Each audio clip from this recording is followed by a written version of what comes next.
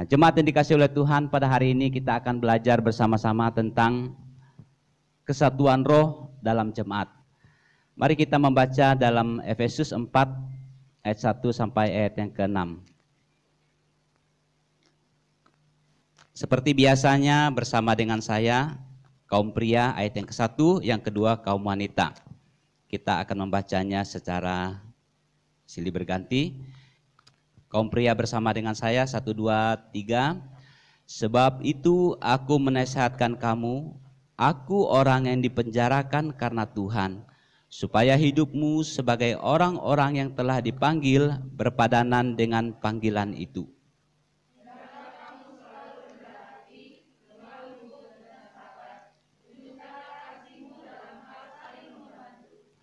Dan berusahalah memelihara kesatuan roh oleh ikatan damai sejahtera.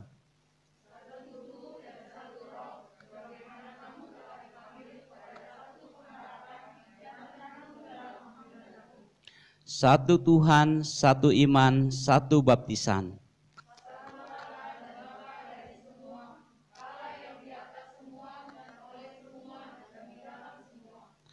Yang berbahagia adalah setiap kita yang membaca firman Tuhan, merenungkan serta melakukan dalam kehidupan kita hari lepas hari. Ya, silakan duduk kembali.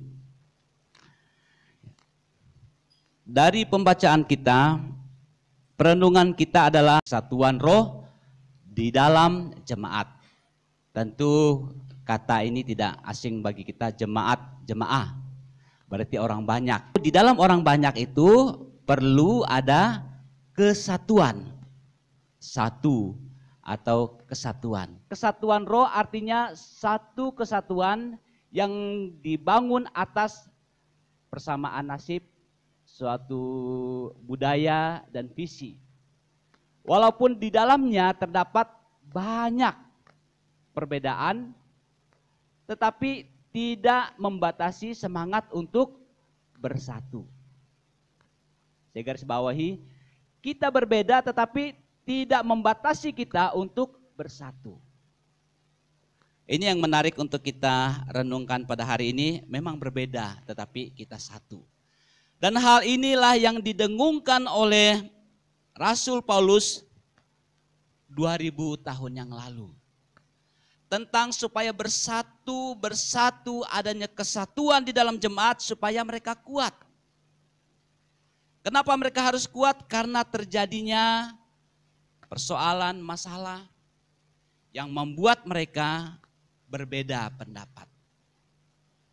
Paulus katakan, yang walaupun kalian berbeda, kalian harus tetap satu dan harus tetap satu. Dalam keluarga yang banyak, mungkin akan terlihat perbedaan tersebut. Kalau keluarga kami tiga kepala, pasti 3 pemikiran yang berbeda. 4 kepala, 4 pemikiran yang berbeda. 5 kepala, 5 perbedaan. Dan disitulah kita bersatu untuk menyatukan perbedaan tersebut. Supaya ada suatu visi dan kesamaan. Apa yang harus kita lakukan supaya kita dapat bersatu? Ini yang menarik juga. Kita ingin bersatu tetapi ada cara kita memelihara kesatuan tersebut. Apa itu? Tadi kita sudah baca, ada kalimat di situ saya garis merah, kita baca 1, 2, 3. Harus hendaklah kamu selalu rendah hati. Hendaklah kau selalu rendah hati. Saudara yang dikasihi oleh Tuhan, hendaklah rendah hati. Secara umum rendah hati memiliki arti sikap bijak seseorang yang dapat memposisikan dirinya dalam segala hal. Kelebihan-kelebihan yang ia lakukan. Saya menggambarkannya tentang ada ciri-ciri orang yang rendah hati. Dia mau mendengar pendapat orang. Dan juga mau mendengar saran-saran dan mau menerima kritikan-kritikan dari orang lain. Kita mendengar pendapat orang lain, saran orang lain dan kritikan. Sakit. tetapi tujuannya untuk membangun. Supaya kita tetap bersatu, belajarlah untuk, kata apa? Rendah hati. Kita harus belajar untuk merendah dan rendah hati dalam kehidupan keluarga kita, sehingga melaluinya kita dapat menikmati sukacita yang daripada Tuhan. Yang kedua, lemah lembut. Lemah lembut, apa yang kita pikirkan ketika kita mendengar kata lemah lembut? Kata lemah lembut seringkali diapresiasikan dengan pemahaman, yaitu tentang bagaimana orangnya kurang cekatan. Bisa juga dikatakan kurang terampil dan orang juga lambat. Lalu katakan, waduh, kok kalau ngelihatnya gregetan. Tapi selalu ada pertimbangan, selalu ada hal-hal yang dilakukan.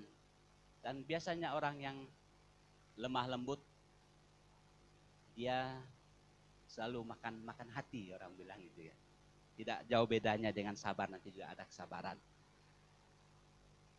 Tapi Tuhan mengatakan, firman Tuhan mengatakan, berbahagia orang yang lemah lembut karena mereka memiliki bumi. Kalau kita bergaul sama orang yang lemah lembut ini, kayaknya semuanya adem-adem aja. Dia diapain tetap senyum, dikoreksi tetap senyum, tapi mungkin juga sakit ya di hatinya. Tapi dia belajar untuk bagaimana semuanya bisa tersenyum. Dia lemah lembut. Dia biasanya seperti seorang anak yang selalu sopan santun, selalu menghormati, dan selalu taat. Dan itulah kerinduan kita apabila kita ingin ada kekuatan, kesatuan di dalam jemaat. Rasul Paulus mengatakan, hendaklah kita lemah lembut. Orang yang lemah lembut di sini dikatakan bahwa hidupnya di bawah kendali oleh Allah. Dan hidupnya tidak dikendalikan oleh emosinya, hidupnya tidak dikendalikan oleh perasaannya, hidupnya tidak dikendalikan oleh hawa nafsunya yang sering kali keliru. Kita harus belajar untuk rendah hati. Dengan demikian saudara yang dikasih oleh Tuhan, itulah sebabnya Rasul Paulus menegaskan bahwa untuk menjaga kesatuan roh dalam jemaat, kita harus hidup rendah hati dan lemah lembut. Dan yang berikut, dikatakan bahwa kita harus sabar. Sabar. Di zaman sekarang ini sangat sulit untuk kita menemukan orang yang sabar. Dan banyak orang cenderung cepat-cepat dan sembarangan untuk mengungkapkan sesuatu. Dan kita harus tahu bahwa dalam kondisi yang kita alami saat ini, orang sangat-sangat sensitif, orang katakan. Saya mengibaratkannya seperti ranting yang kering, dipasang api langsung terbakar. Kenapa? Kondisi, situasi yang membuat hal itu terjadi dan orang kurang sabar. Harus sabar. Mengapa harus sabar? Saya pernah melihat dan juga pernah merasakan disuruh untuk menuntun sapi. Sapi kalau sudah capek dan kalau sudah ngambek, pokoknya dia sudah berdiri di tempat di apapun, diangkat, gimana dia kayak patung. Saya katakan mau diapain sapi ini ya? Didorong, dipukul, tetap ngambek. Waduh, orang bilang ngambek kayak sapi, sudah bayangkan bagaimana. Pokoknya kayak batu aja jadinya. Cuma nafasnya aja yang goyang-goyang. Tapi kalau yang tidak pernah lihat mungkin susah untuk menggambarkannya. Tapi kalau yang sudah pernah lihat sapi ngambek, aduh, sudah memang. Nah saudara yang dikasih oleh Tuhan, kita dibutuhkan kesabaran untuk hal itu. Sabar. Ciri-ciri orang sabar itu tidak banyak bicara saat direndahkan oleh orang. Dan juga selalu merasa butuh maaf. dan tidak menyakiti diri sendiri saat sakit hati, dan memilih memberi kebaikan saat ia bisa membalas dendam. Waktu saya merenungkan hal ini, saya bilang ya sulit sekali ya. Namanya juga sabar, kalau gampang ya tidak perlu. Tapi kesabaran ini penting, saudara yang dikasihi Allah. Tidak banyak bicara saat dia direndahkan oleh orang. Tentu kita katakan, pada waktu Yesus disalibkan, orang katakan, weh kalau kamu benar anak Allah, turun dari salib. Tuhan banyak ngomong enggak? Tuhan lakukan apa kepada mereka? Tuhan ampuni mereka. Loh, bukan itu yang dibutuhkan. Kalau mungkin murid-murid katakan, kok itu jawabannya Tuhan? Turun aja Tuhan supaya mereka tahu kamu hebat gitu kan. Tapi saudara yang dikasih oleh Tuhan tidak banyak ngomong. Selalu merasa butuh maaf. Bukan saya yang salah, dia yang salah kok. Dia yang harus minta maaf. Apalagi dalam rumah tangga kita harus belajar. Anak kami awal-awalnya juga sangat sulit. Belajar untuk minta maaf sangat sulit ya.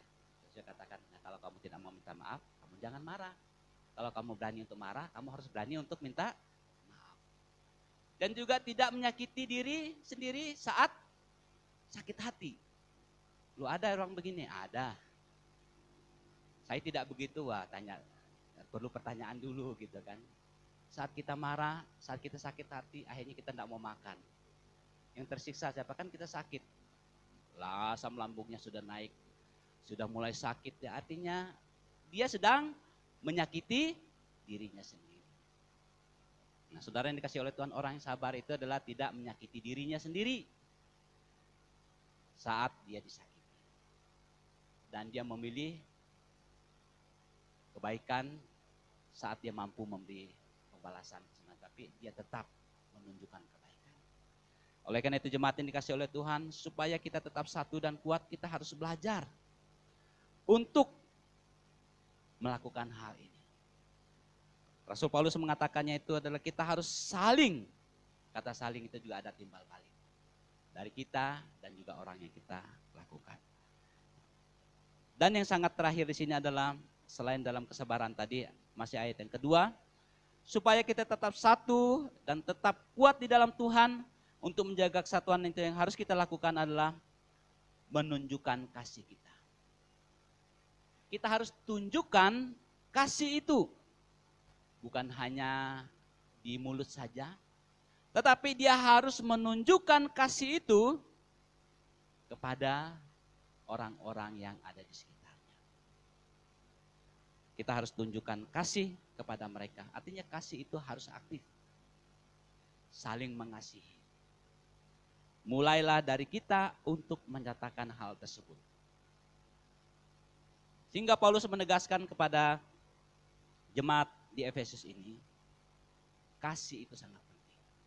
Juga dalam Korintus juga dikatakan bahwa yang walaupun kita memiliki karunia yang begitu luar biasa, tetapi kalau tidak ada kasih, semuanya itu adalah sia-sia.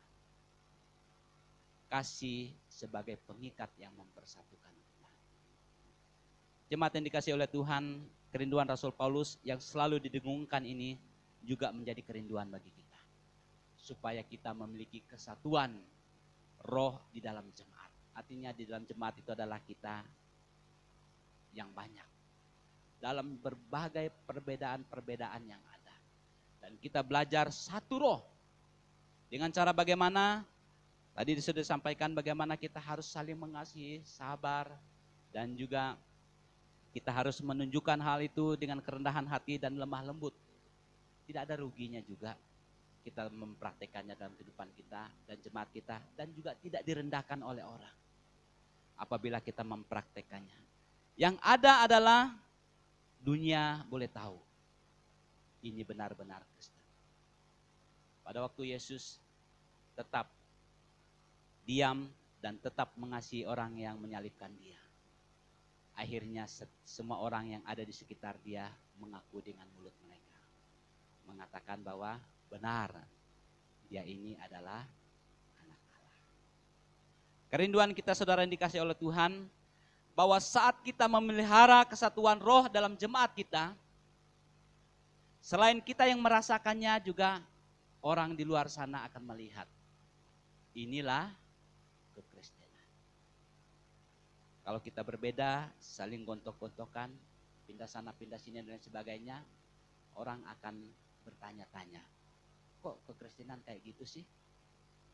Tidak ada yang menarik dengan kita. Tapi saat kita memelihara kesatuan roh dalam jemaat ini, maka disitulah orang akan mencarinya. Bahwa pada dasarnya orang ingin damai, sejahtera, dan juga kesatuan. Oleh karena itu kita berdoa, sebagai anggota gereja, kita harus memelihara kesatuan. Rahasianya sangat luar biasa adalah harus rendah hati, lemah lembut, sabar, dan kita harus menunjukkan kasih kita. Tuhan Yesus dipermuliakan.